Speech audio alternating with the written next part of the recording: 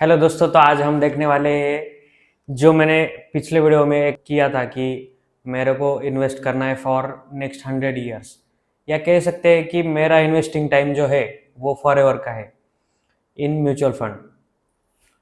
तो मैंने last video में कहा था कि मुझे कुछ स्टेप्स फिगर आउट करने पड़ेंगे टू रीच दैट लेवल और to carry out this process for next 100 years. तो मैंने रिसर्च करा, लोगों से बात की, इंटरनेट पे सर्च किया, मेरे फ्रेंड्स जो अभी इन्वेस्ट कर रहे उनसे बातचीत किया।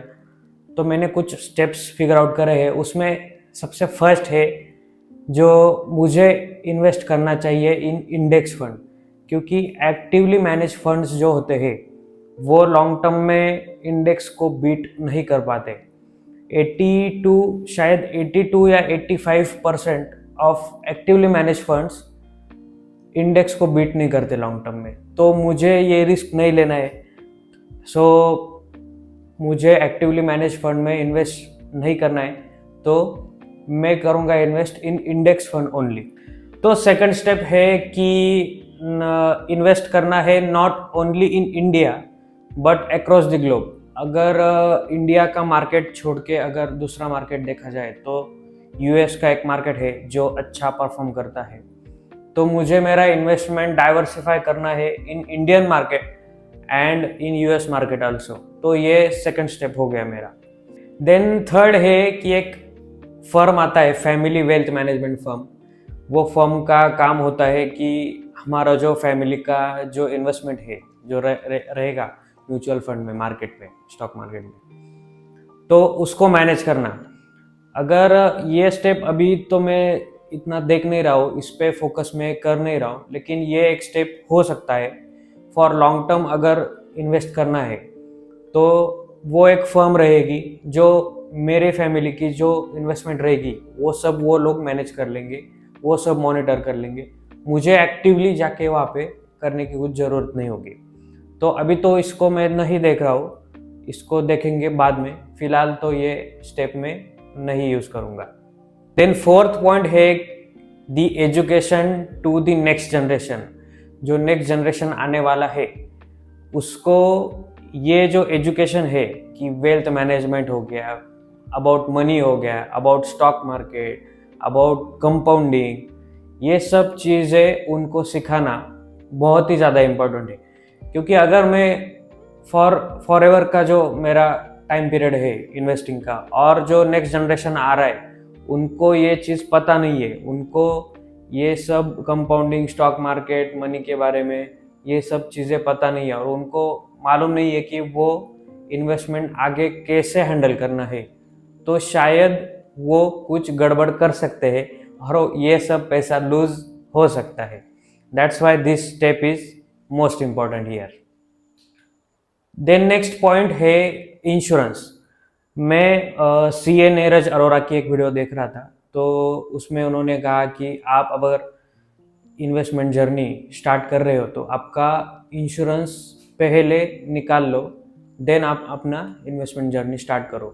नहीं तो क्या होगा कि आप 2 साल तक इन्वेस्टमेंट कर रहे हो, एसआईपी कर रहे हो, समझो 1-1.5 लाख रुपए का आपका इन्वेस्टमेंट हो गया है, उस पर 50,000 आपका प्रॉफिट चल रहा है, 2 लाख का कॉर्पस बन चुका है, और कुछ हो जाता है इधर उधर, मेडिकल इमरजेंसी आ जाती है, तो खुदा ना खास्ता वो 2 लाख रुपए हमको निकालने पड़ेंगे मार्केट से।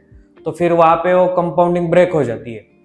इसके लिए अपने को लाइफ इंश्योरेंस हो गया एंड ये टर्म इंश्योरेंस हो गया एंड मेडिक्लेम हो गया अपना, ये निकाल लेने का है, फिर बाद में हम इन्वेस्टमेंट जर्नी स्टार्ट कर सकते हैं। Then next most important point है कि अगर मेरे को फॉर एवर के लिए इन्वेस्ट करना है और मुझे max to max age limit तक जीने का है, तो मुझे एक अलग तरह की लाइफस्टाइल अडेप्ट करनी पड़ेंगी, कुछ हैबिट्स होगी वो मुझे चेंज करनी पड़ेंगी।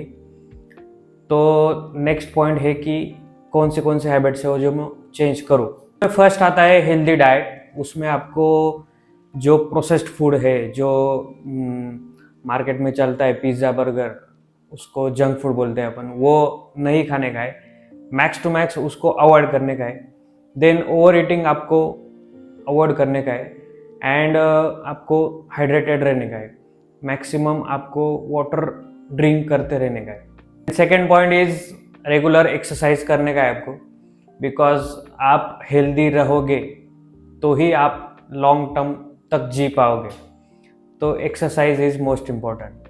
Then third point is your mental health. This is very important point, because आपका जो मेंटल हेल्थ है वो भी स्टेबल रहना चाहिए फॉर लॉन्ग एज पॉसिबल। इसमें आता है फर्स्ट मेडिटेशन आपको करना है, देन सेकंड है जो आपका सोशल कनेक्शन, आपका फ्रेंड्स एंड फैमिली के साथ का जो रिलेशन है वो भी अच्छा रहना चाहिए। देन थर्ड है कि आपका ब्रेन है, जो माइंड है आपका, वो भी एक्टिव रहना चाहिए।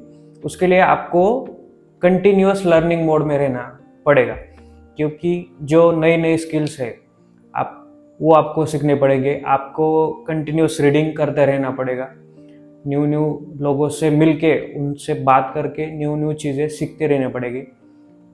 सो आपका जो ब्रेन है वो भी एक्टिव रहेगा। नेक्स्ट है हेल्दी हैबिट्स। इसमें आपको अल्कोहल अवॉइड करना है, स्मोकिंग अवॉइड करना है।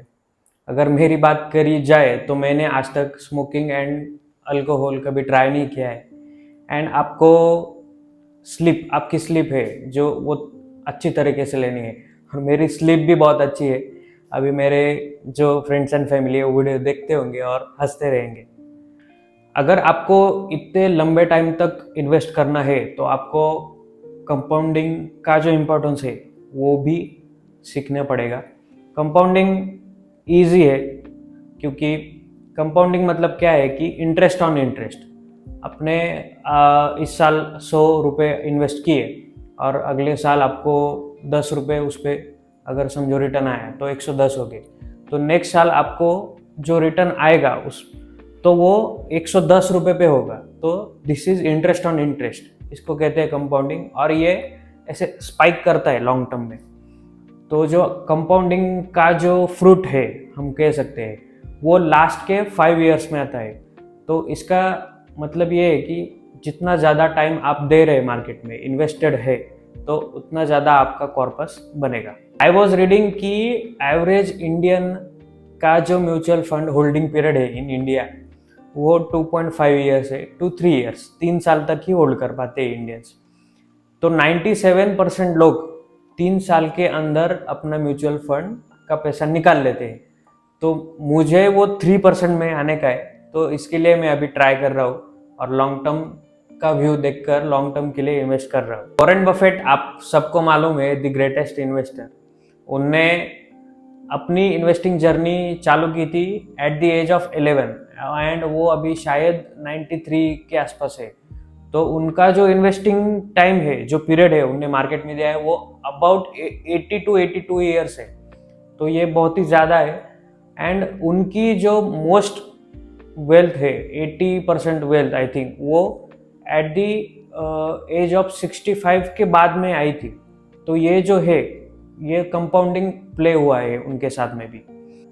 आपको अगर इन्वेस्ट करना है इंडेक्स फंड में, जैसे मैं कर रहा हूँ अभी, तो इसके लिए आपको अपना एक्टिव इनकम भी होना चाहिए, और एक्टिव इनकम बढ़ाने पे आपको फोकस देना चाहिए, ताकि आप ये जो SIP का इन्वेस्टमेंट है वो भी आगे जाके स्टेप अप कर पाए।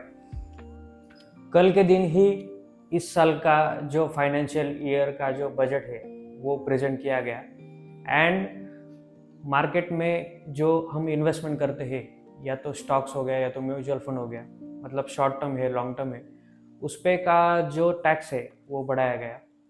पहले लॉन्ग टर्म कैपिटल गेन था 10%, अभी 12.5 कर दिया गया है। एंड शॉर्ट टर्म था 15%, वो अभी 20% कर दिया गया है। तो मार्केट में एक थोड़ा सा मिक्स्ड रिव्यू आ रहे हैं, थोड़ा सा लोग नाराज़ हो गए कि ये टैक्स जो बढ़ाया गया है, क्योंकि अभी अभी मार्केट में रिटेल पार्टिसिपेशन हो रहा है इंडिया में, एंड लोग थोड़ा सा पैसा कमा रहे थे, एंड उसी में गवर्नमेंट ने थोड़ा सा उसमें टैक्स बढ़ा दिया है। मोस्ट लाइकली गवर्नमेंट आगे चल के भी ये टैक्स बढ़ाएगी, ऐसा लगता है, अभी देखते हैं। तो ये जो कुछ पॉइंट्स थे जो मैंने कवर किए for investing in market in SIP format for next 100 years. तो आपको क्या लगता है और क्या पॉइंट्स होने चाहिए, क्या प्रिकॉशंस लेनी चाहिए? Let me know in the comments. Thank you.